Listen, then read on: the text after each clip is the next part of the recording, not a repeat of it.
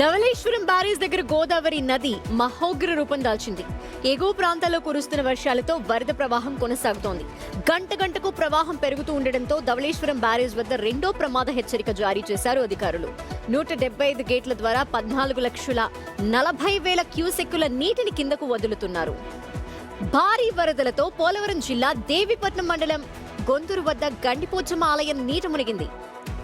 లంకాఫ్ తాణేలంక, గురజాపులంక, కూనాలంకతో పాటు పలు లంక గ్రామాలు నీట మునిగాయి. కొన్ని గ్రామాలకు రాకపోకలు నిలిచిపోయాయి. సహాయక చర్యల కోసం అధికారులు కంట్రోల్ రూమ్స్ ఏర్పాటు చేశారు. గోదావరి మహోగ్ర రూపానికి సంబంధించిన డీటెయిల్స్ మా ప్రతినిధి శివన్ అడిగి తెలుసుకుందాం. శివ, గోదావరి ఉధృతి పెరుగుతోంది, మరి లంక గ్రామాల ప్రజలు ఏ విధంగా అప్రమత్తం చేశారు?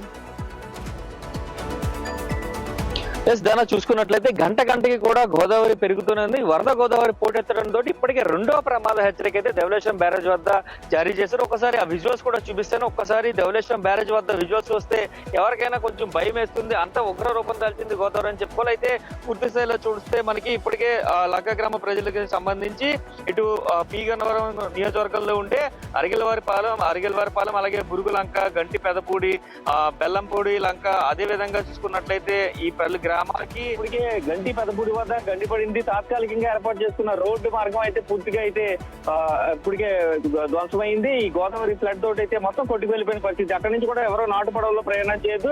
అత్యవసరం అయితే ప్రయాణం చేయడానికి మాత్రం రెండు పడవలను అయితే అక్కడ ఉంచారు. లైఫ్ జాకెట్ తోటి ఒక VR1 కూడా పెట్టినట్టుగా కలెక్టర్ మహేష్ తెలిపారు. రెండు ఈక్వల్ గా కనిపిస్తున్నాయి. అంటే వచ్చినట్టు కిందకు వదిలేస్తున్నారా?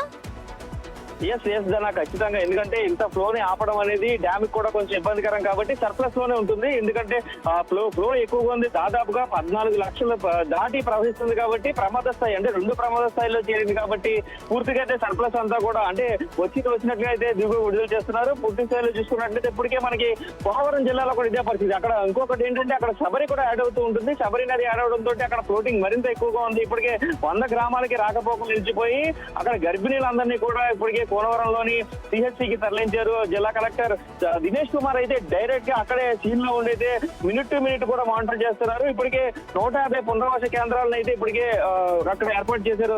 అన్ని విధాలుగా కూడా కలెక్టర్స్ అన్ని చోట్ల కూడా కలెక్టర్స్ అయితే నేరుగా ఫీల్డ్ లో ఉండే వర్క్ చేస్తున్నారు. ఇప్పటికే రాజమండ్రిలోని మధ్యలంకలో ఉన్న 59 మత్స్యకార కుటుంబాలన్నింటినీ కూడా పునరావాస కేంద్రాలకి తరలించే పరిస్థితి ఇక్కడ కనిపిస్తుంది.